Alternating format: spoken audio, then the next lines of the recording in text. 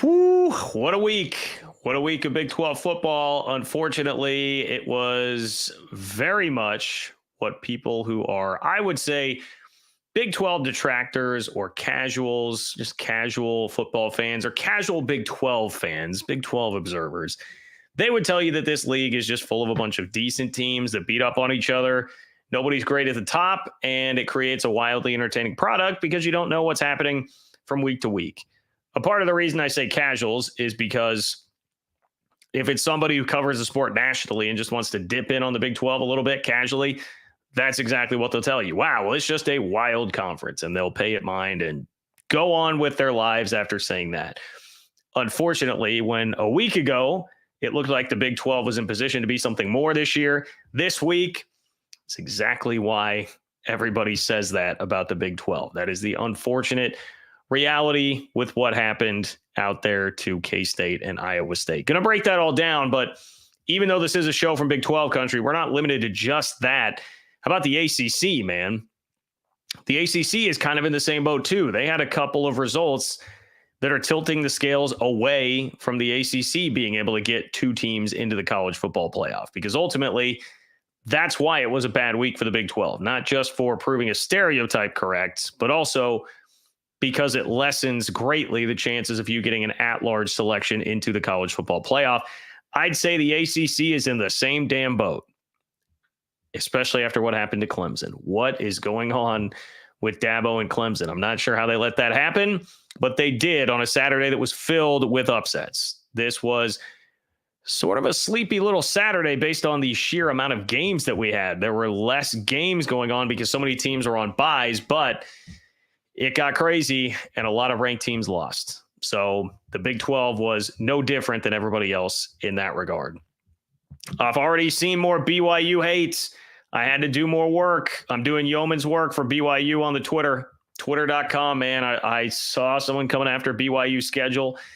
So we're going to have to check in on where the Cougars are at right now, because a lot of the Big 12 season and reputation rests in their hands right now. So need the Cougs to continue to play well and keep winning.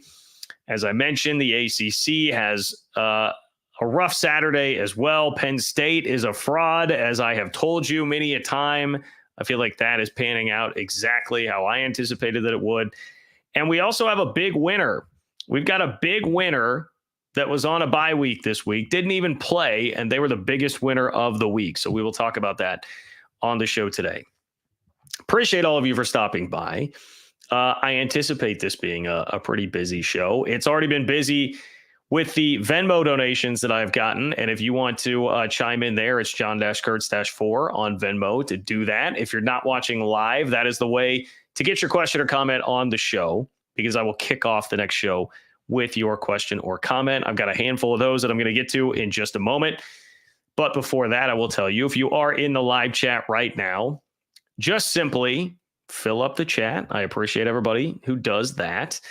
But if you want to guarantee that you make it on the show, you got to do what James just did and click the $ below the chat box.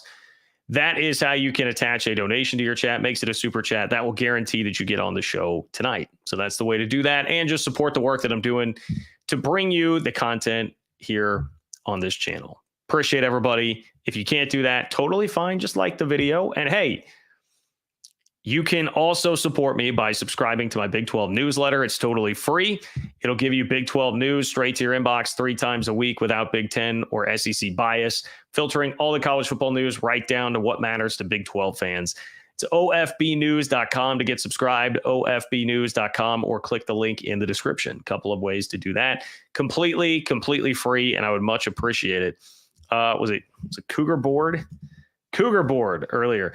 Cougar Board. I got to give a shout out to Cougar Board, man, because somebody posted my latest Open for Business on there, which was a detailed breakdown of the tiebreaker scenarios after I amended my initial video about that. And I hope you guys all saw that. My apologies for getting a part of that twisted in the first video that I did about it.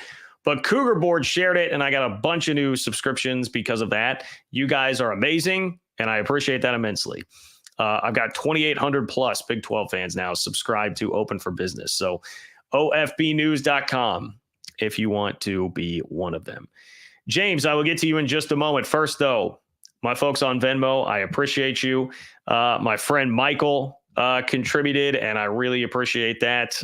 Called it his football season subscription, which is very, very generous. So thank you, Michael, for your support. Definitely a guy that's helped me out a lot as well. All right, we've got, let's see, we got Edwin. Edwin in here? Where's Edwin? Yes, we've got Edwin. Okay, Edwin says, went to the Utah-Houston game. Great win for the Cougs. Next up, K-State. Well, Edwin sent that to me on Thursday, which was before the game on Saturday. So I'm sure Edwin now is very pleased with what his Cougs did on Saturday to the Cats. And congratulations, man. All I can do is tip the cap. Great game plan by Willie Fritz. I guess we'll just address this head on right now, man. I mean, look, I'm very disappointed in the effort and energy by K-State for sure. I don't think the weather helped. I don't think a weather delay helped, but no excuses, man. You got to go take the game. And after being sluggish, they had taken control of the game. We're up 19-10 in the fourth quarter. And I would have guessed there's no way Houston's offense scores 2 touchdowns. But what happens when you throw an interception and set somebody up inside the 10? They're probably going to score. And that happened. And then finally the K-State defense broke down later. So Willie Fritz, man, he did it 2 years ago with Tulane in Manhattan. He did it this year with Houston. It's a very costly loss for K-State. Although if Colorado loses once and K-State wins out, they will in all likelihood be in the Big 12 championship game. It still is a bad loss, and it was bad for the overall conference we're going to talk about in just a moment. But if you're a Houston fan, don't apologize for that for a second, dude. Don't apologize for that for a second, man. It's a massive win for the program. And ever since the switch, this is a narrative now. Ever since the switch to Zion Chris at quarterback 4 games ago, Houston's won 3 of the 4, and the one that they lost to Kansas, Chris got hurt. That's made a difference. They've been able to generate just enough offense with that to go with a good defense and great coaching and just a great strategy. Defensively, they were going to make Avery Johnson throw into tight windows in a rainstorm, and K-State couldn't do that very often. Didn't work out very well. So congratulations, my friend. Edwin, I appreciate you very much. Brian, what's up, Brian? Okay. Brian said he sent his response as okay. I'm gonna have to look that up, Brian. I'm gonna have to look up your response. You said you sent it as a response to the Open for Business newsletter. I get that it's long. I would tell you guys, if you can, just leave it in the comment. It is a little bit easier for me to pull up. For right now, I am going to, here we go. Okay, Brian says, big fan of your work. We both attended K-State at the same time. I appreciate that. So Brian's frustrated. This came after the Houston game. Brian says, I, for one, am tired of seeing Kleiman roll out teams every year that are completely unprepared to play against teams of lesser ability and display no fire or grit. I'm convinced we've hit the ceiling of what we can be under Kleiman. I don't believe we can be a serious playoff contender with him as coach. Okay. There's a lot more there. Brian went into great detail, but this is something that I've heard a lot from K-State fans and, my fellow podcast co-host in the last, 36 hours since the game ended. Is there some truth to, we talked about the Kleiman dud game. It seems like they always have some of these. Yes, absolutely. I also think everybody does. It's why the Solid Verbal has the phrase, win your clunkers. Teams have clunkers. Everybody does. You win some of them. You lose some of them. If you're a great team, you generally win most, if not all of them. And it helps to have enough talent to overcome that. K-State's roster is more talented than it has been. I don't think that it's talented enough to consistently overcome those. And K-State have been playing with fire earlier this year. I mean, just last week against Kansas, but the Tulane game, against inferior competition, not really taking care of business. Is it the ceiling? So I will tell you, I don't think it's like the end of the world. A lot of programs would love to trade places with where K-State is at right now, the consistency that Kleiman's at, winning 8+ games. But yeah, is there a concern about, have you hit the ceiling with it? Will K-State ever be able to put together a double-digit win regular season? They still can this year if they win out the rest of the way, so we'll see.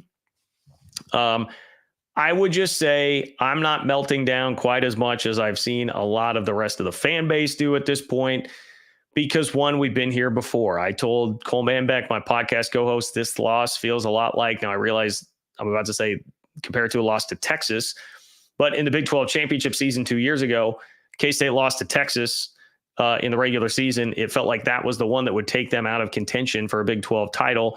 And it did for a minute, but you needed a Texas loss. They lost to TCU. K-State won out. They won the Big 12 championship game against TCU. So it's a very similar scenario in terms of the math that it sets up here. We've seen it happen before. Is it frustrating that you lost the game? Should you have lost the game? Absolutely not.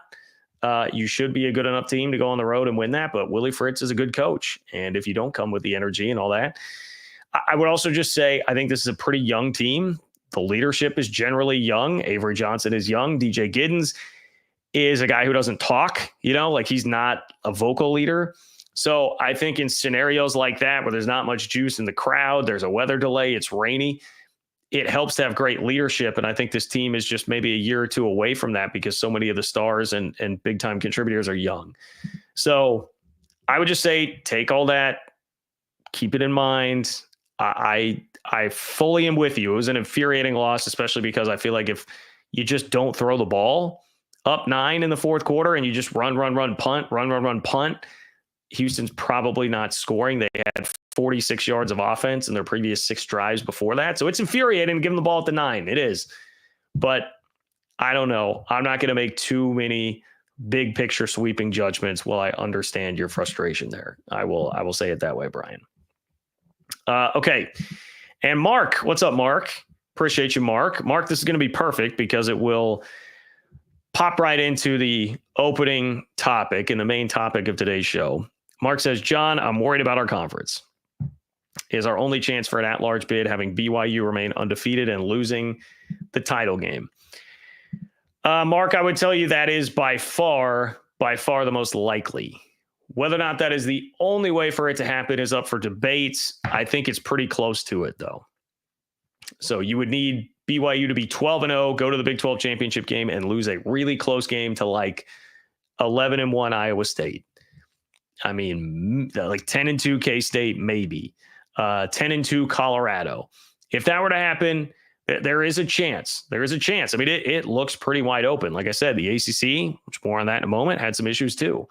So it looks pretty wide open. Now, having said all that, Texas Tech, Houston, they get the wins over Iowa State and K-State. They should not apologize for a second.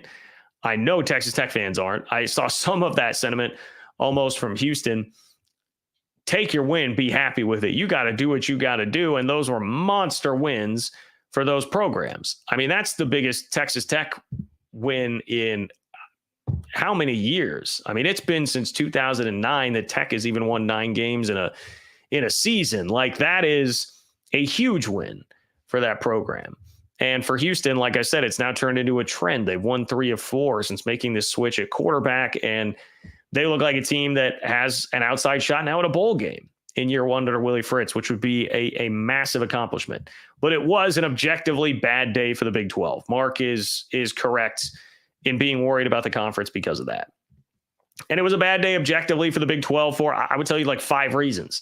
I could come up with 5 reasons why this is a bad thing for the Big 12 that Iowa State and K-State went down, which both teams have been flirting with disaster for a while. That's another important point here. And it probably just makes the point of the Big 12 detractors even more, that I would say, well, they weren't that great at teams to begin with. They were flawed enough that Iowa State was going down to the wire with UCF, and K-State was going down to the wire with Kansas and Tulane.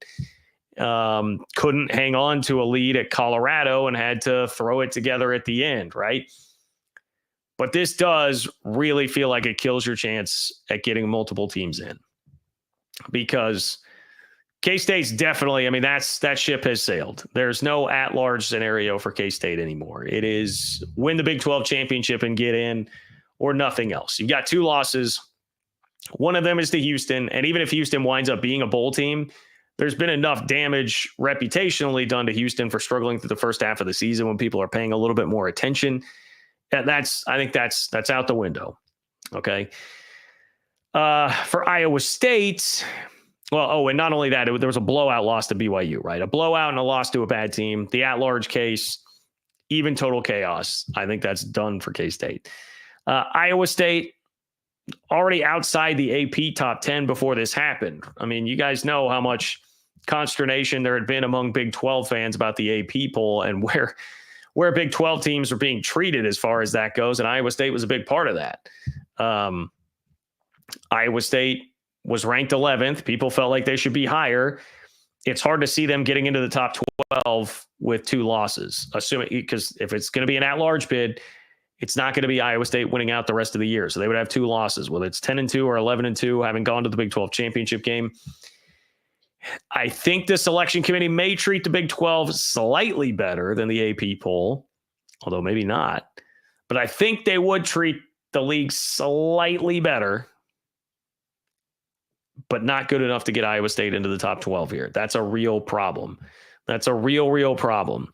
Outside of, again, the BYU going unbeaten and losing a close game in the championship game, basically the 2022 TCU scenario, where they had a 12-0 unbeaten regular season, took a lot of doubt along the way, and then lost in overtime to K-State in the Big 12 championship game.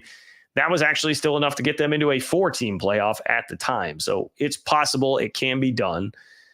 There is some doubt about BYU for sure, but there was also some doubt about TCU that season as well. And it still worked out in the end. So I think that is a possibility, but be a tough thing to pull off. And it will be even tougher to pull off somehow K-State, Iowa State, or, I guess Colorado is another worthy discussion here. Would they have any at-large case? They might get helped a little bit by just the fact that they've got Coach Prime and some really high-end talent. We'll see how the committee judges that. We're going to get the first college football playoff rankings on Tuesday, and that will tell us a lot as to how the committee is going to handle Big 12 teams here and how much respect will be out there. I would think that not even so much because the committee's thinking, oh, it'll be a great TV draw if we have Coach Prime in the playoff. I would think it would be more like, well, Colorado feels like they have a pretty high ceiling because of Travis Hunter and Shedeur Sanders, among others, but predominantly those two. So we should give them a little bit of extra love here. Yeah, that Nebraska loss is not aging very well, but outside of that, it was a really close loss to K-State, and they finished the year really hot, and they've got some really high-end talent that can make them pretty good. Maybe that's out there for Colorado too, and I should discuss that. I still think that would be a tough putt with them now having multiple losses overall. So another thing that's happening here that is equally as concerning for the league now is that I think this pushes you closer toward the scenario where you do not get a first-round bye in the college football playoff. And some people have been prognosticating that for a little while now, or at least it was in vogue a couple of weeks ago to have Boise in the 4 spot in the playoff, being the 4th highest ranked conference champion, and the Big 12 conference champion being somebody ranked below Boise. And right now, Boise is at 15, Iowa State's at 17, K-State's at 21. So Boise at 15, Iowa State 17, K-State 21. Boise's got a leg up, whether you agree with it or not. In the AP poll, they've got a leg up. Again, the question becomes, where does that Boise name appear on Tuesday when the college football playoff ranking comes out? Would Iowa State or K-State be able to climb enough to jump Boise? I don't know. I guess if BYU stays unbeaten and it's Iowa State or K-State or Colorado beating them in the Big 12 championship game, then maybe that does provide you enough juice to jump up above Boise. The best thing on Boise's resume is a loss to Oregon. They do have a win over UNLV, but at that point, you would have wins that are better if you were K-State, Iowa State, or Colorado. That's where a lot of the question would come into play. Also, one thing that will help is SMU continuing to win to beef up the BYU resume. So I know I've seen some comments about that. Everybody's going to have to swallow their pride a little bit. I can see James here, and thank you for the super chat, James. James says Big 12 will regret not inviting SMU now that they can buy players. They can buy national championships. Well, SMU certainly looks like the real deal right now. They do. I see keep shopping there. It does look like they are pretty legit, and it will be interesting to see. I mean, Miami, by the time you get to the ACC championship game, it'll be a while since Miami would have been tested. SMU may have a real shot there. We shall see. I mean, I think it's way too early to make mass judgments based on just 1 year, but it's been a nice showing for SMU for sure. And that they're doing the Big 12 a favor, in all honesty, because it's making that win that BYU has look so much better. So much better. There was a long time and a quarterback ago for SMU. But back to the task at hand here. If you're not going to get help, if SMU does fall off and lose, if BYU is not getting enough respect, if BYU loses a game or two, and then your championship game is between a couple of teams that have 1 or 2 losses, then you're really looking down the barrel of Boise could wind up being that 4th highest ranked conference champion and you not getting the bye. And more importantly than just giving yourself a chance to advance further into the playoff, it's the perception hit that would deliver. Man, that would be such a huge blow to the Big 12 from a perception standpoint, too. In the first year of the expanded playoff, when everybody has just assumed that the Big 12 would be the 4th highest ranked conference champion and would get one of those byes, it doesn't happen. And here comes Boise and Ashton Genty. And the Big 12, of course, is what everybody thought it would be: wild, zany, fun, but just a bunch of below average to decent teams beating up on each other every single week, and not good enough. Not good enough to lock down a bye in the playoff. That would be bad. It would be bad. I don't even want to think about it, but it would be bad. So there's problem number 2. Problem number 3 here with what happened on Saturday with Iowa State and K-State losing. It blows a chance for the Big 12 to have a really nice showing in those first college football playoff rankings, which come out again on Tuesday. Would have been great to show up with 3 teams in the top 12. Now, I doubt that it would have happened, but it could have been close.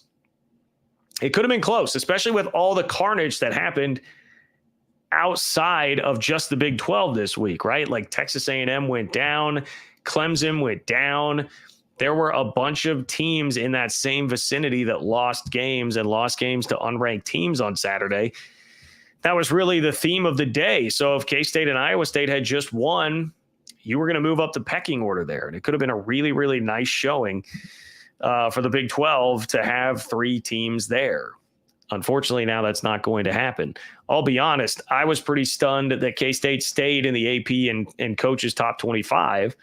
They did. They're hanging on there, 21 and 22. We'll see how well the committee is going to treat them. A couple of years ago, committee still had K-State in the top 10 in the last college football playoff rankings, despite 3 losses. So I guess I am hopeful, but I don't know that K-State deserves it. I mean, I would love to see it. I don't know that K-State deserves to be much higher than that right now, based on what they are, and that's a disappointing thing for the conference right ahead of this big reveal. This is going to hurt BYU's strength of schedule. K-State staying ranked will be an important thing for BYU. It may be a bit lazy just to say, hey, the way we're going to judge strength of schedule is just purely the ranked wins that you have, but it is a metric that you see a lot, and it will benefit the Cougars big time if you can point to, hey, SMU and K-State, especially because that K-State game was so lopsided. SMU and K-State, we crushed a ranked team.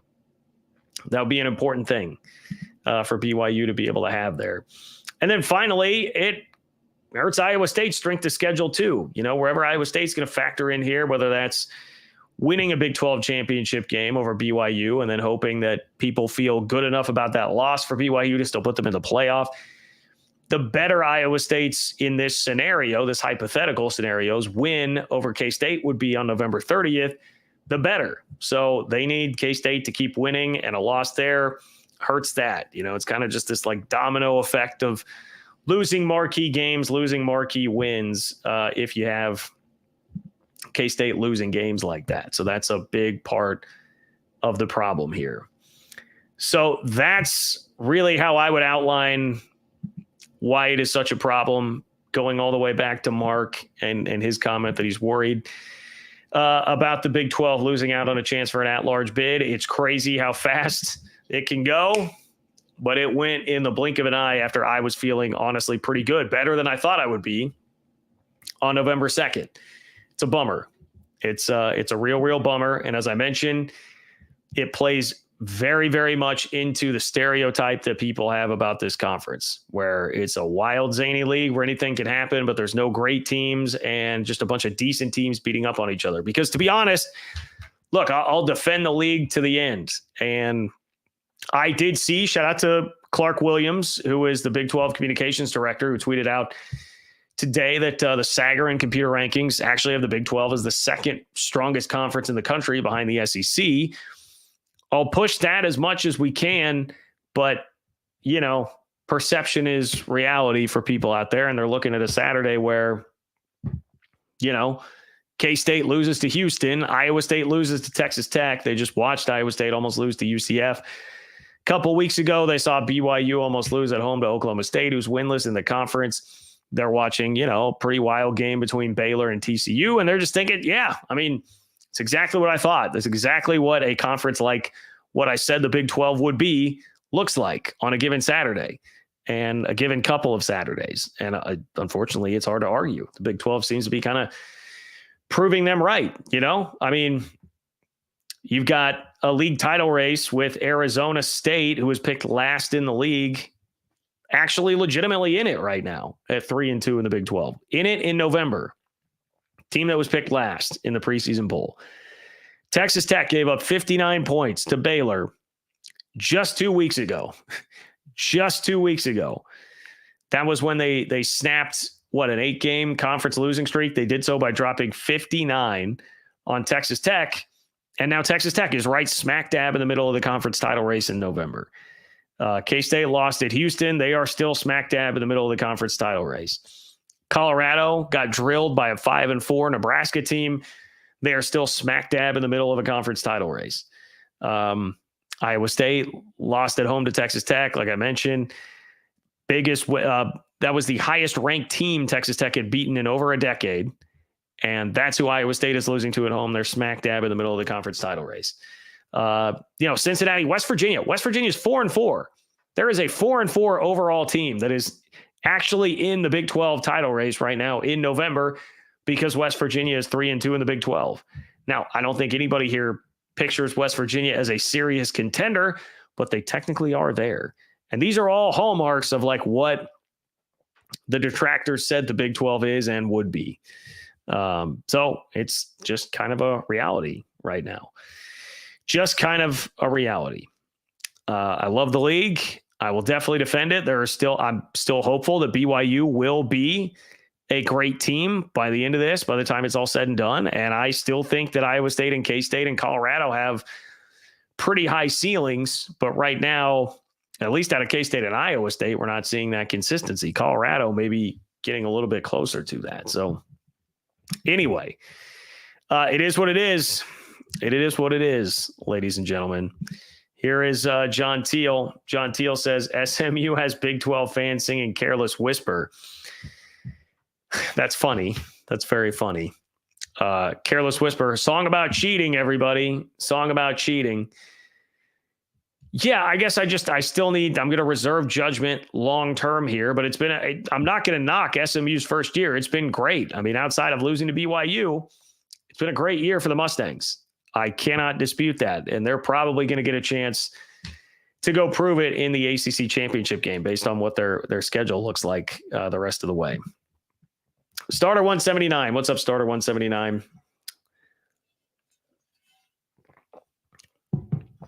Colorado and Texas Tech, 4 p.m. Eastern, Big Noon Kickoff show. Yes, Big Noon Kickoff coming to Lubbock. Great to see. Love to see it. That'll be awesome. And deservedly so. That game turned into a really big game really fast based on all the results from Saturday. Big 12 championship and college football playoff implications. Do you think we can get the coveted 4 million, possibly 5 million viewership number? Would be huge for the league? I'll be honest. No, I don't. I'm going to need some of that will depend on the competition. So let me look up what else is in that time slot. Colorado's been pretty consistently been getting just over 3 with a lot of their games. Maybe 4, 4 could be possible. I would still say less likely than likely. 4 could be possible. And 5 seems way out of reach. We have not seen that yet this year from a Colorado game. You're not going to get it for Colorado, Texas Tech. You got some tough competition, man. Georgia, Ole Miss is in the same window. Michigan, Indiana is in the same window on CBS. Clemson, Tech's probably not going to do too much to pull viewership away from you. But the issue there is going to be Georgia, Ole Miss. A lot of people will be watching that on ABC. And then you will also probably get a solid contingent, especially if the game is competitive. Michigan and Indiana, as Indiana has turned into a really, really big story. So it would be great for the league, but no, I do not foresee that happening. I would imagine it's going to be a number around 3 or in the 3s would be my guess there. Start at 179, but I hope you guys live it up, and I hope you have an awesome Saturday with that. What's up, Eddie? Eddie, I saw you in the 3 Maw post-game show. Thank you for popping in there. I appreciate that. I don't know. We have a producer for that, so I don't have control over being able to pop up the live chats. So didn't get to address it there, but I appreciate you stopping by there. Eddie says, hi, buddy. I'm disappointed. I was rooting for K-State and Iowa State. That would have been best for the conference. Houston has some studs on D, and Texas Tech under McGuire has not lost in November the last 2 years. Good stat from Eddie. It is true. Texas Tech has closed very strongly under Joey McGuire. It's been the slow starts that have been the issue. And it was another slow start this year, but it only actually resulted in 1 loss during that time period. So that's why Texas Tech is still here with a chance to close strong again. And this time have it mean more than it has the past couple of years. So I love that, Eddie. Thank you for that. Houston definitely does have some studs on defense. They got some players. They shut down the K-State run game. K-State didn't even rush for 100 yards in the game, which is really impressive. I mean, K-State's ground game has some issues. It has not been the same the last couple of weeks, but that is still very, very impressive. So, yes, good analysis, Eddie. I appreciate you. If you guys need a real estate agent in San Antonio, you know where to go. Hit up our guy, Eddie Lozano, San Antonio Real Estate. Matthew says Arizona State scares me, trending up. I mean, to be honest, look, each of K-State's next 2 games, they are at home, which will help a lot. But against Arizona State and Cincinnati, those are not going to be easy, man. Those are not going to be easy. The back half of this schedule turned more difficult than what it was looking like there for a while. So I'm with you, Matthew. Good Lord. I mean, Cam Scatterbu, for those who didn't see, Arizona State star running back, he outgained Oklahoma State by himself in Stillwater on Saturday. By himself. I think he had 274 total yards to like 270 for Oklahoma State. It was something like that. Crazy day for Scatterbu. All right. Click the $ below the chat box if you want to make sure that your question or comment gets on the show tonight. Make sure, those of you who are in here, we've got up over 1,000 now. Appreciate everybody who is here. But if you have not subscribed to my Big 12 newsletter and you want Big 12 news without SEC or Big 10 bias straight to your inbox multiple times per week, subscribe at ofbnews.com. That's ofbnews.com. We've got 2,800 plus Big 12 fans who already do subscribe. So ofbnews.com, or click the link in the description to do that. You can also just like the video, totally free way to support the channel. I'd appreciate that. Well, the Big 12 was not the only loser on Saturday. The ACC, I think, very much fits into that category as well, because I think the ACC, by virtue of what happened, is now far less likely to be a 2-bid league, much like the Big 12. And all of this kind of sucks because it very much means the conferences that will benefit are undoubtedly the SEC or Big 10, possibly Notre Dame. You know, Notre Dame now really, after the Northern Illinois loss, and everybody's talking about, are they out of the picture? They honestly probably have leeway to even drop a game the rest of the year and still be okay, because you're not going to get a big push, it wouldn't appear, from the Big 12 or the ACC for a second at-large spot. So whereas in the Big 12, the damning results were Houston beating K-State and Texas Tech beating Iowa State, in the ACC, you had SMU just clobbering Pitt, which was a matchup of 2 unbeatens in conference play. Pitt was unbeaten overall. SMU drug Pitt. And then you had Clemson getting demolished at home by Louisville, which of the two, that is really the more consequential one. But the fact that you had a blowout winner between SMU and Pitt, I mean, people were already not believing in Pitt enough. And then to see them get blown out by SMU, I think a Pitt at-large case is probably completely out the window there. I have a hard time seeing how that would happen. And then SMU, it's tricky because although they do look much better right now and they look like a pretty damn good team, we'll see pending Tuesday how the committee treats them. But they already have a loss, even though they're unbeaten in the ACC. They have a non-con loss to BYU. So how will that be viewed by the committee? How much respect will the committee give BYU? You know, not everybody out there is wanting to give all the respect in the world to BYU. How will the committee actually handle it? So if the Mustangs go through, they lose to Miami in the ACC championship game, for instance, unbeaten ACC regular season, but a non-conference loss and a loss in the ACC championship game. Will that be enough to get SMU in? Maybe. But if you flip-flopped it, you still had Pitt unbeaten, and then they go smack SMU. I don't know. You could probably debate the merits of which is the stronger case there. I would just say that having one team blow another out may not have been the best thing for the ACC. And ideally, if you can get someone unbeaten and really create all that unbeaten talk around Pitt, that probably helps you more. The bigger thing here is Clemson, because Clemson had done, I mean, you talk about rehabbing an image, right? Clemson had completely rehabbed its image. It was easy to forget what happened to them when they played Georgia at the beginning of the year, which was the life totally choked out of them.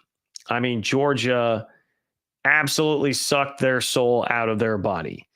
And so Clemson was going to have to do a lot of work, but they had done a lot of work by dominating teams. Clemson had a great regular season after Georgia, up to the point where they come home to play Louisville. But that's a hard one to get past. It's a double-digit loss, but it looked, I mean, they got it under 2 scores. It was worse than that. It was a game where the final score did not tell the whole story. Louisville crushed them at Clemson.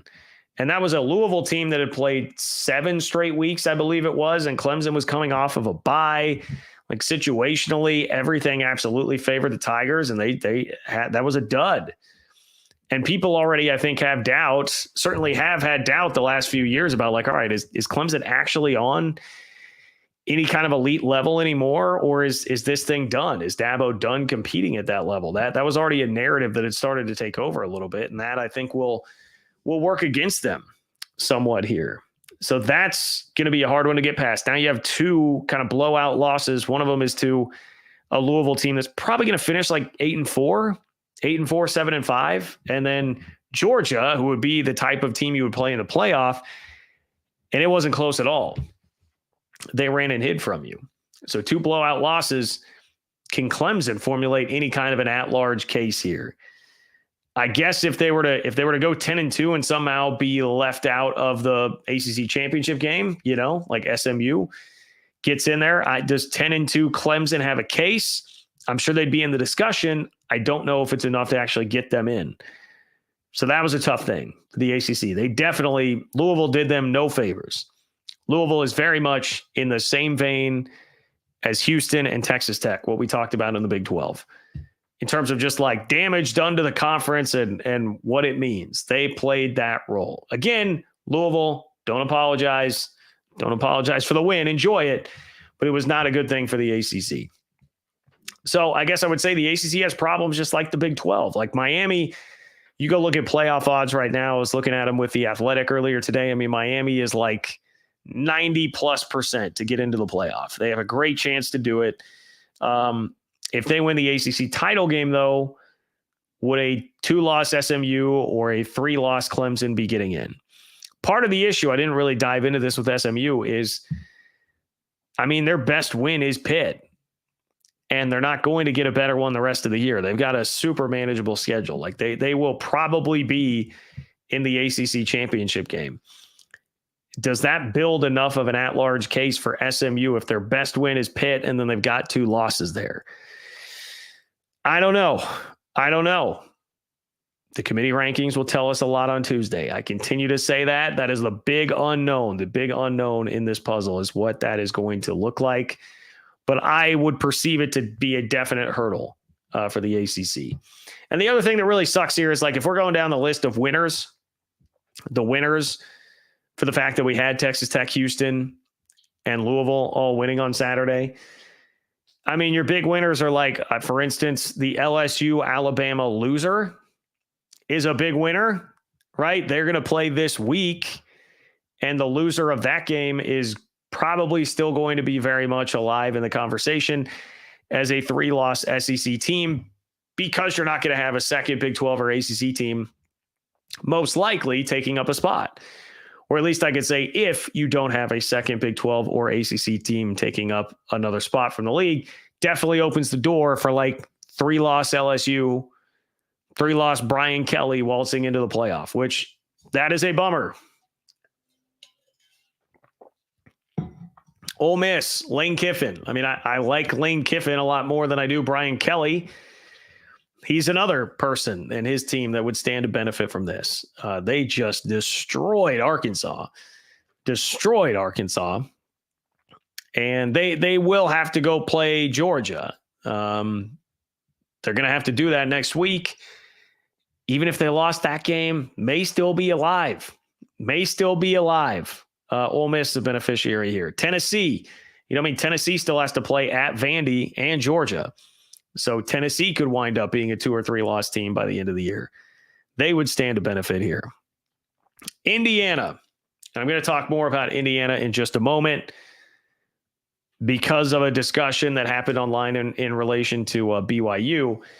But Indiana is another one of those teams. Indiana is going to go through an entire season playing one team by the end of the year that will be even receiving votes in the AP top 25 poll in all likelihood.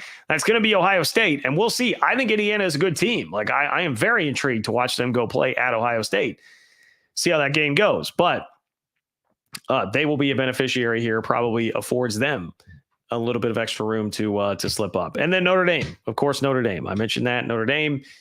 I truly hate it, but I think they've got enough extra cushion here to lose a game, still get into the playoff. It is infuriating, but with a Northern Illinois loss and 2 losses overall, I think that's very much still there for them. So it is what it is. Not a great week for the ACC or Big 12 when it comes to the playoff, which is never the be all end all in this sport. And I will again remind you of that. I don't like that everything is turning into that. I do think that having more of a playoff-minded focus now is natural just because so many more teams are involved. And you think about the types of games that we're talking about here that have legitimate playoff implications, much different in years before we expanded to 12. So it is natural, and I'm just saying part of the reason you are hearing me talk about it more this year is just because it comes into play more, because you have so many more games that actually impact that. But, I digress. The Big 12 and the ACC both have a lot of work to do, a lot of things that have to fall their way to wind up with multiple teams in the playoffs. So before I get to the BYU conversation here, because as always, there's BYU conversation this week, even though they didn't play. I told you, guys, somebody was going to have BYU as an underdog against bye this week, and people were still talking about him. Gentle Brutality. What's up, Gentle Brutality? Gentle Brutality says the Big 12's problem is BYU and Iowa State. I assume that's supposed to be aren't marquee teams. Gentle Brutality is what you're saying. BYU and Iowa State aren't marquee teams. Oklahoma State and Texas Tech need to get it together. Okay, well, I will agree and disagree with you here. Oklahoma State, totally fair to say they need to get it together. Oklahoma State is dreadful. They've lost 6 in a row. They're 0-6. Mike Gundy was saying after the game that he doesn't agree with some of the schemes that they're running, to which, of course, the natural response is, well, then why don't you fix them? You're the head coach. Yeah, things are not good in Stillwater at all. And Oklahoma State is one of the programs that should be a tentpole program of the conference. They very much should be with the consistency that they've had under Gundy. They've got some trust built up and a reputation built up, and it would be very nice if they could get it together and start winning. I'll take a little bit of issue with saying like, well, BYU is not a marquee team.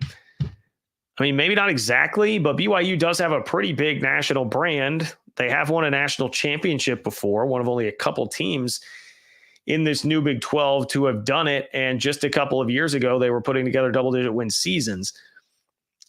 I think BYU has a lot more cachet than you're giving them credit for. And then Texas Tech, the Texas Tech part of this, I would disagree on a couple standpoints here. One, saying, hey, Texas Tech needs to get it together. This at least is not the time probably for that sentiment because they just did. I mean, they just had their biggest win in over a decade by winning at Iowa State. That was massive. Maybe Tech fans would fight me on that. It was the highest ranked team that Tech has beaten in over a decade since 2012.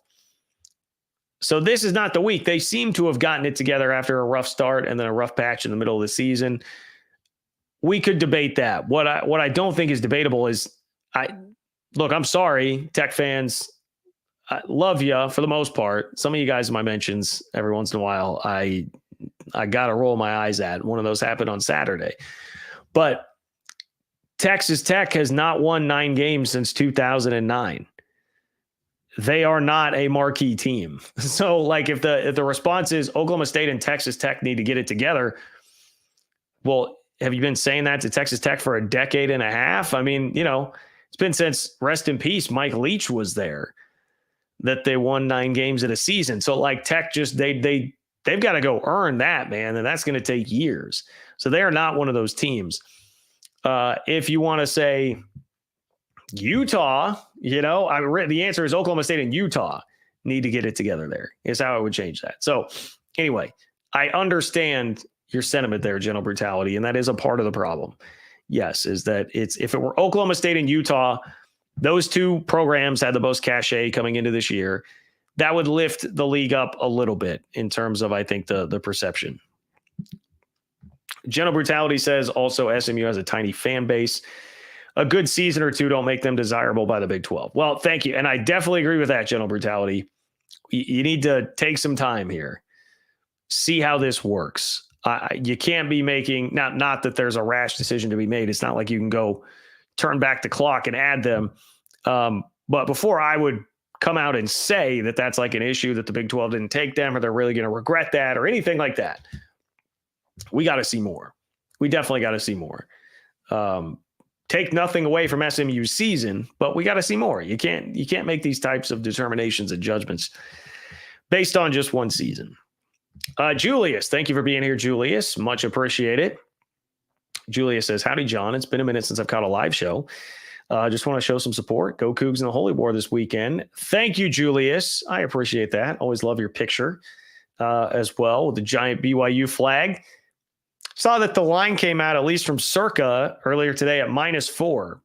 BYU -4. So, fairly close line in the Holy War. Vegas expects a close game.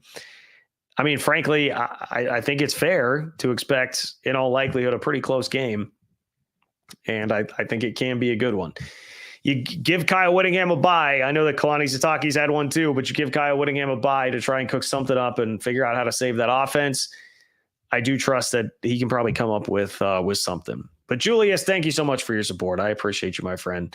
Always love seeing you here, and it is great to have you here tonight. Daniel, thank you. Cat fan in Huskerland, a.k.a. Daniel Osborne. Congrats to Houston on a hard-fought victory, but ouch, that one hurt. Yeah, it did. Cats gave me a rotten egg for a birthday present this weekend. Oh, well, hey, happy birthday, Daniel. Giving you my best, wishing my best to you. Hope you had an awesome birthday. And yeah, as I said with K-State, the silver lining is one Colorado loss and K-State's right back to controlling its own destiny, basically, in the Big 12 title race.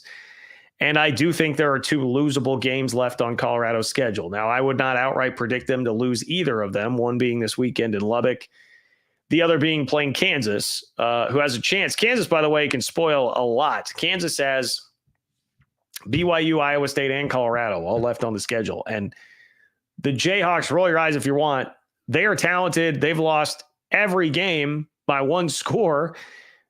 The TCU wound up being more than that, just barely. But, they were all one-score games in the fourth quarter that they very easily could have or should have won. If they still care, they have the ability to beat any of those teams left on the schedule. And I think they would get up for Colorado no matter what their record is at that point, just because of who Colorado is. That's the silver lining, Daniel, if you're a K-State fan, is that you are still very much in the running to make it to the Big 12 championship game. Iowa State's loss helped a lot for K-State in that regard. So anyway, thank you, Daniel. Thank you, everybody, with the super chats. You've got 10 minutes or so to get some more of those in. Click the $ below the chat box in order to do that. But we have some more BYU hate to address, unfortunately, my friends, unfortunately. And it comes from the Big Ten. It brings me no pleasure. Actually, it brings me lots of pleasure to do this with the jumping off point of somebody from the Big Ten. Indiana is being mocked into the playoff right now by most people. It does seem like, again, schedule-based, but Indiana has clobbered everybody. It seems like they are probably going to get in with maybe just a one loss to Ohio State this year, which is crazy. But they could get all the way through. Shout out to Chris Felica, the Bear, for tweeting this out. They could get all the way through with just one loss, an 11-1 season, get to the playoff, while having not beaten a team receiving a vote in the AP Top 25 Bowl, which is a whole other story and another social media back and forth that I was having this weekend. The Big Ten produces a lot of that because it's a very top-heavy conference. It will have a good top 2 to 3 every year, and then there's just the rest of it very much indiscernible from the Big 12. I would argue even that the totality of the Big 12 is better than everybody minus the top 3 teams in the Big 10. And that's how you get schedules like that Indiana is playing this year. It's no knock on Indiana at all. I think they're a very good team because they're winning games by 33 points per game right now. You can't argue with that. But it's also a crap schedule. You can't argue with that either. That is where we come to with this. So a guy named Buckeye Legion, you can guess where his loyalties lie here in all this, came at me with this when I took a little shot. I took a little pot shot at the typical meat grinder schedule when talking about exactly that, with Indiana being able to go through the entire year, go 11-1, and not have a win over a team receiving a single vote in the AP poll. Buckeye Legion said peaks at BYU schedule. And man, you can see by the responses here, it did not go super well for him. It did not go super well for Buckeye Legion, who got ambushed there. And rightfully so. Now, Buckeye Legion seems pretty cool. I don't have any real issues there. And this, again, was not meant to be an attack on like Indiana, the merits of Indiana as a team. They very much should be in the playoff discussion and probably in. But objectively, if we're going to throw BYU schedule under the bus, let's get some facts. Let's get some facts, right? BYU not even playing, taking shade. All right. Strength of schedule right now. Where do you think BYU's strength of schedule is compared to Indiana? Well, if you said it were 42 spots higher than Indiana, you would be absolutely correct.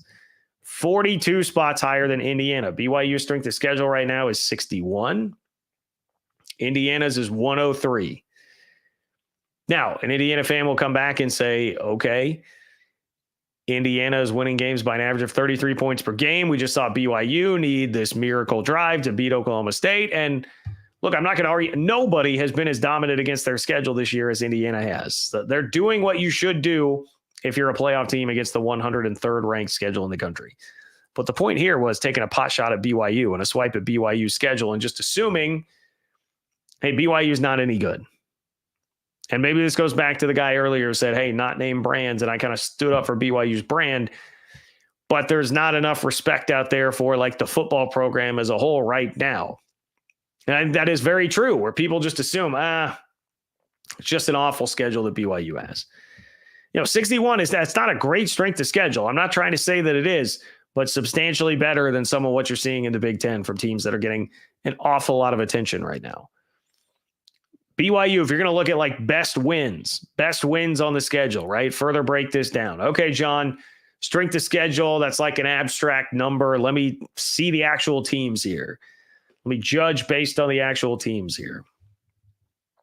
Okay, well, BYU has a blowout win by 29 points over K-State, who is still ranked 21st in the AP poll.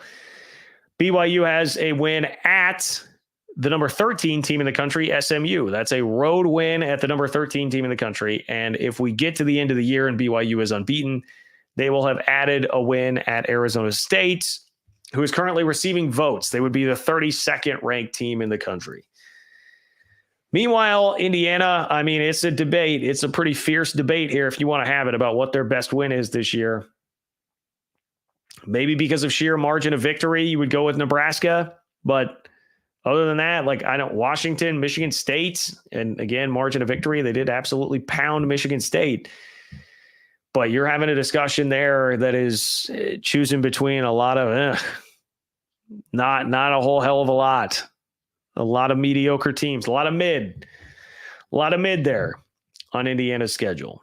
So the stereotype of the Big Ten being top heavy with a lot of garbage in the rest of the conference, stuff that is by no means better than the Big 12, is very true. Now, the Big 12 doesn't have the number one team in the country. The Big 12 does not have Oregon. The Big 12 does not have Ohio State. I understand that. And that's the issue and perception of the conferences. But it doesn't mean that you won't get a lot of teams out of the Big Ten that are kind of inflated because of the schedules that this type of conference can produce, and people are going to throw them in the playoff, and Indiana being one of those this year. Whereas, how much margin for error does BYU have to lose a game? I get very nervous if it happens. I get very, very nervous if it happens. So that's a part of the reason that I really draw this distinction and bring this up to you. One, to show you that it's definitely out there. I mean, BYU is still getting some crap over what the schedule is and where they're at right now. And two, juxtaposing it with Indiana and the Big Ten and where they're coming from is pretty revealing. Because I think if you asked Joe Blow, college football fan out there, hey, who has played a tougher schedule, Indiana or BYU, you would get most people saying, well, much like Buckeye Legion did, I mean, of course, Indiana's will be tougher than BYU. Au contraire, you got to actually look into it, man. You've got to actually look into it. Side note, like, how exciting and awesome would a BYU-Indiana playoff game be? I would love to watch that. You know, we've had enough of the same five big brands playing all the time in the playoff. Get me a playoff game on campus somewhere. You know, give me a game at Lavelle Edwards between Indiana and BYU. It would probably, it's much more likely to be the other way around if that were to happen on campus somewhere. But give me one of those games, man. That's what the sport is all about. And that'd be great to see. We could settle it all out there on the field. My Twitter beef would matter no more. We wouldn't have to worry about any of that.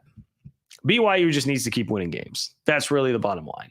And I have seen that sentiment a lot from BYU fans, particularly those who are paying really close attention to the tiebreaker scenarios that I was reviewing and then correcting and all that last week. BYU just needs to win games, let the chips fall where they may, and it's going to start with a massive one this week with the Holy War. And I am thrilled to watch that for the first time in the Big 12, and I do expect that, much like, honestly, it feels similar to the K-State Kansas game, where Kansas had a bad year, had only won 2 games, but clearly still had a lot of talent and was competitive and a proud program based on what they've done the last few years. And they gave K-State all they could handle. I think Utah's a little more hamstrung. They don't obviously have the talent on offense that Kansas does, but they've still got plenty of talent within that program, and they've got a bye week to try and conjure up some sort of plan offensively. Would not shock me at all if that game winds up being pretty close. Wouldn't shock me at all. Let's get to James. James says, I hate that the Cats lost. Feel better soon. Oh, thank you, James. I'll be fine. I feel like I'm handling the loss much better than the collective K-State fan base is. I'm seeing a lot of Cat fans that are taking it very, very hard. So I'm doing okay. Maybe you guys can tell too, like the voice is still like a little iffy. Just feels like I've had like a cold all week or something. But I'm hanging in there, James. I'm hanging in there. We'll be okay. We will be okay. Pacific Northwest Ute. What's up, Pacific Northwest Ute? What do Oklahoma State and Utah have in common? Each has an active emeritus coach. Not saying for Witt to step down, but Utah D is number one while the offense leadership lacks. Yeah, I mean, pretty true. And that comment definitely syncs with what I read you from Gundy earlier, where I guess I paraphrased Gundy earlier, where he said like, well, I'm not a big fan of our schemes right now. And it's like, okay, well then go fix it. But clearly he's given a lot of leeway to the coordinators there. Makes me really wonder, I mean, how interesting of an offseason this is going to be for Utah, Pacific Northwest Ute, because you've already got Morgan Scalley as the head coach in waiting. So is this the time? Does Whittingham want to ride off into the sunset on this? Cam Rising era ends, Kyle Whittingham era ends, just start things totally anew. I'd be interested to know what the opinion is of Utah fans on that. Like, are people on that train that they want Kyle to step down now? Like, I don't know. We'll see. Leadership lacks. It's tough to have a true freshman quarterback that you're playing. Like it's a lot that can be an issue, and has sort of spiraled and just added up, I think, for Utah this season. Because I do remember, I mean, I know it was Southern Utah. It's not like it was a great opponent, but I watched a lot of that game when Cam Rising came back and the offense scored touchdown, 5 straight drives. And bam, it looked easy. It looked smooth. Everything was great. I have seen that. So thank you, Pacific Northwest Ute. I appreciate you. Starter 179. What's up, Starter 179? If the Big 12 doesn't get a first round bye, do they at least get a home game? Sorry, I don't know the college football playoff rules. No, you are totally fine. It's a great question. A lot of people are going to be green with this until we start seeing it. Do they at least get a home game? No, it's not a guarantee. You would have to be, it's a tough needle to thread, because you have to be, it would be 5, 6, 7, 8, 9, 10, 11, 12. 5, 6, 7, 8. Yeah. If you are a 5 through 8 seed, you would host a game. 5 through 8 seed is what someone from the Big 12 would need to be. And I highly doubt that happens. I think you will rarely see that happen, in all honesty, because you're either going to win the league and be one of the 4 highest ranked conference champions, or you're not going to get enough respect. Like, we're talking about, hey, can the Big 12 just like barely sneak in, barely get enough at-large respect to like sneak in? And if that's the conversation we're having, it's unlikely that you're going to be 5 through 8. You're probably going to be one of the bottom 4 seeds there. So I would just tell you, unfortunately, that that is not a very likely scenario to play out. This is very annoying. The camera focus seems to be off here. Come on, camera. Figure this out. Looks like that may have helped a little bit. Okay. Alan, what's going on, Alan? Alan says, John, with Iowa State, BYU, and Colorado up next, Jayhawks may end up helping KSU. Certainly an opportunity if Lance can hold the team together. Rock, Chuck, Jayhawk, Alan. You are correct, Alan. That's another thing to the K-State fans out there. You guys got to root hard for Kansas now, man. Kansas could definitely help you out, especially by beating Colorado. That is the thing. You'll have to be focused in on the Buffs and the Jayhawks now. Alan, I think Iowa State, Kansas is a very, very intriguing game. I've been saying for months now that I'm really curious to see what the crowd split is going to look like at Arrowhead, because of the way that Iowa State will travel, especially to Kansas City. Maybe, I was going to say maybe that's a part of the line, but I don't know. Iowa State -3. I mean, the point to all the non-believers on Kansas, I would present that as Exhibit A there. It's only Iowa State -3 in this game against Kansas. I know that the record looks bad, but Kansas has been very competitive, very, very competitive in basically every single game that they have played. So yeah, Alan, to me, a lot of it will come down to, is the team going to still be engaged? If Lance still has them engaged, they're perfectly capable of beating any one of those 3 teams. Absolutely. Absolutely. Breezy World, Colorado, best team in the Big 12. Go Buffs. Here we go.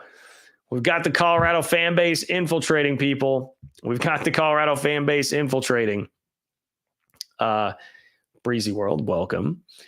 I don't think Colorado is the best team in the Big 12, but the upside, the ceiling of Colorado may be the highest of any team in the Big 12. How about that? Just because of the talent that they have, and that defense has turned into such a rock solid unit that they've got a legitimate foundation to build on there. Colorado is good. And in fact, Breezy World, I was going to skip this, but because you are here, because you are making this happen, I will not skip this. We're going to do the Colorado segment before I get out. I'm going to do the Colorado segment. Because a part of that actually includes an apology. And it's not to any of the Colorado fans that, I've grown to know and just absolutely love over the last couple of weeks. No, it is to one very important Colorado grad. So I'll get to the apology in just a moment. But the biggest winner of the entire week in college football was a team that did not play, and that was Colorado. Because before the week, Colorado felt like, on the periphery of the Big 12 title discussion, but it was going to take a lot of work. Didn't seem really all that likely. And now they've got a clear path. It's like the driveway was filled with snow. People in Boulder would know a lot about that. Driveway filled with snow. How are we going to get out? Maybe it's possible, but it seems a little bit treacherous. Now a nice neighbor came over and got the snowblower out and cleared a path from the door, down the driveway, all the way out. You're good. You got a path. It may still include some tiebreakers. It's not like Colorado right now completely controls its own destiny, because there could be tiebreakers that will get very convoluted that come into play here. But you can definitely see the path. Whereas before, I don't think you could really see the path for Colorado. And it all happened, this is the funny thing. There were videos this week of Coach Prime and Travis Hunter fishing, just out on a boat fishing, which I love. Great way to spend some downtime, relax, get away from everything. But literally, they're out fishing, Colorado's gone fishing, and everything else falls into place for them. They come back and oh, wow, look at that. Everything's fallen into place for us here to make the Big 12 championship game, which means college football playoff, man. Legitimate possibility here for the Buffs. The college football playoff is a legitimate possibility. Everybody, you can love it or hate it, but you got to wrap your mind around it, because it's undoubtedly true right now. So they're more they're in the driver's seat-ish, driver's seat adjacent, kind of for Colorado here. Iowa State was really standing in the way. Obviously, K-State was a problem too because of the tiebreaker, but Iowa State was also standing in the way, so that Texas Tech game was really important for Colorado too. The interesting part about it is it now makes the game this week in Lubbock feel heightened, more important than it would have been before for Colorado, and probably more difficult based on what we saw Texas Tech do last week and how good they looked, how poised they looked to do that. Because shout out, Baron Morton, dude's a pretty tough SOB, and he battled through a couple of picks on that last drive, the game-winning drive. He missed one for sure, and kind of 1.5, 2 wide open receivers down the field that could have been touchdowns to go ahead before that. And I felt there's no way they're coming back after that. They had 3 false starts on that game-winning touchdown drive, and they had a 4th and 7, I think it was, they had to convert. And Baron Morton just didn't wince, didn't flinch. He did it. So that's the flip side. Colorado looks like they have a much tougher task on their hands in playing in Lubbock this week, a place that's going to be juiced up. I keep mentioning the stat. Now, this time at least, I promise I'm not doing it to elicit a reaction, Texas Tech fans. It's to make a point. But when you haven't won 9 games since 2009, and now you're sitting here hey, we're actually in this Big 12 title race, and we've got Big Noon Kickoff here, and we've got this Colorado team that seems to be somewhat in the driver's seat now coming to our place. That's going to create a great environment, and it will juice that up and make it even more tough for Colorado to go deal with on Saturday.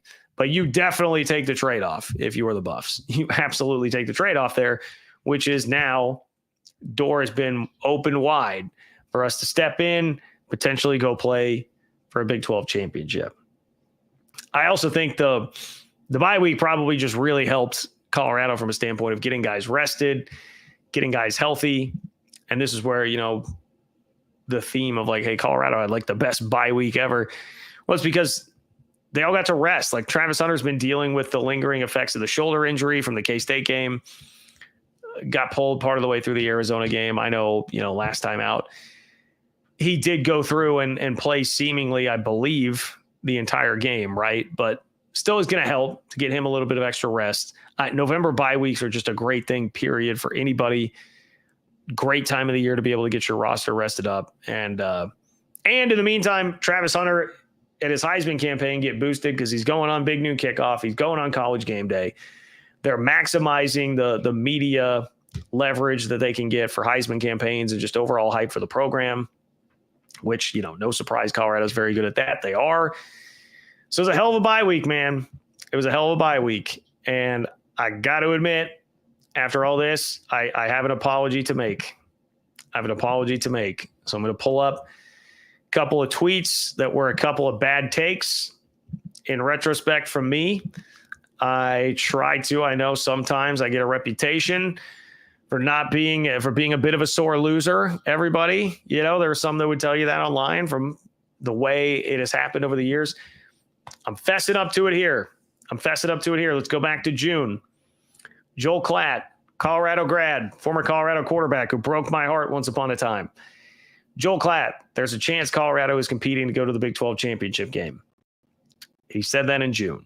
He said there is a scenario where if Shedeur Sanders is healthy and they maintain some of that health with guys on the outside, Travis Hunter, blah, blah, blah, blah, blah. Okay, so he's making the point Colorado can compete to go to the Big 12 championship game. You remember back in June, like I did a show based around this. He went on the Herd with Colin Cowherd and said something very similar, that they could compete for 9 wins. And so my response was to do my snarky thing. Hey, where did Joel Klatt go to school? Making the point like, all right, of course the Colorado grad says this. Now, point of reference here, Buff fans, I was not hey, Colorado's terrible, they're going to win 3 games again guy. I think Colorado takes a nice step and they win 6 or 7 games. That was my stance in the offseason. So I thought, hey, competing to go to the Big 12 championship game, that feels like a stretch. So I made that joke. Unfortunately, that was not the only one. I did another one here on September 18th. And this was, September 18th. This was just, I criticized Klatt and gave him the same treatment just for putting Colorado on tier 3 of the Big 12. Like, look at this right now. And how funny does this look? September 18th, tier 1, still K-State, Oklahoma State, Utah, tier 2, Iowa State, UCF, tier 3, Colorado, Arizona. Boy, Arizona, if there's a negative tier in the Big 12, that's where Arizona's at right now. But I gave Joel Klatt the same treatment there for even suggesting that Colorado was in tier 3 of the conference at that point. It's not good. This is an L. If you want to see what an L looks like for your guy, that is it. That's me taking an L. I'm sorry, Joel. My apologies. You were right. I was wrong. Basically, no matter what happens the rest of the way, Colorado is definitely in contention for a Big 12 championship into November. So you were right. I was wrong. I did not think that this would happen. Please accept my humblest and sincerest apology. I think you are also an excellent analyst. I have always maintained that. I think you do a great job. Gus, who's awesome, appears to have lost a bit on his fastball. You do a lot to make that broadcast excellent. And I will probably doubt you again. I'm not going to say, hey, I'll never doubt you again. I'll probably do it again. But you've got my word that if I'm wrong and you're right, I will come right back around and do this. Okay? So there it is. There's the apology. Man of great integrity here to apologize to Joel Klatt. Starter 179. Appreciate you, man. Starter 179 says, I want to acknowledge Taj Brooks, who passed Adrian Peterson for 8th all-time in Big 12 rushing and has a path to finish 4th all-time. Yeah, dude, Taj Brooks is amazing. Here's another apology. Here's another John being humble. I saw a writer. I won't name him now because I didn't name him at the time, but I saw a writer that I really respect in the Big 12, someone who covers the Big 12, who it was right after the K-State Colorado game when DJ Giddens just looked fantastic. And at that time, he was leading the Big 12 in yards per carry by like a yard. And I was offended that somebody had listed him still as like the fourth or fifth best back in the Big 12. Since then, K-State has not been able to get DJ Giddens going. I would pin most of it on the offensive line, but it is what it is. It now looks silly. Taj Brooks and RJ Harvey have been fabulous since then. Cam Scadaboo has been fabulous since then. Those guys definitely do look like the class of the league right now. Taj, huge part of it. He's going after Byron Hansbard's record, I believe, right? With the 120 that would break Byron Hansbard's record. Deserving of all the praise, man. Deserving of all the praise. So starter 179. Thank you for doing that. Taj is a stud. Joey McGuire. I love Joey McGuire too. I loved his interview after the game. He's a great dude. So happy for all those guys. Breezy World in 1 month. You haters will all bow to the Buffs. All right. We'll see Breezy World. Beezy. I keep saying Breezy. I'm sorry. Beezy World. We'll see Beezy World. Apparently I don't even have respect enough to say the name correctly. Beezy World. So what are you going to do? But come back in a month. Come back in a month. You just saw I'm a man of my word, Beezy World. Be a man of your word and come back in a month, win or lose. Hope to see you back here, my friend. Hope to see all of you back here. Well, I have you all real quick. If you want Big 12 news straight to your inbox 3 times a week, no Big 10 or SEC bias. You want the college football news filtered down to how it affects the Big 12. It's what you're going to get in Open for Business, my Big 12 newsletter. You can subscribe along with 2,800 plus other Big 12 fans who do at ofbnews.com. That's ofbnews.com, or just click the link in the description of the video. Like the video on your way out the door. That would be fantastic. And definitely tell your friends, share, spread the word. Cougar Board, love you guys. I'm happy to post there anytime, get stuff going there anytime, because the response was fantastic. So thank you guys for that. That was a nice surprise. Okay. Appreciate everybody. I hope you enjoy the rest of, what's left of your Sunday evening to salvage. And I hope you have a great start to the week. I will talk to you all very soon.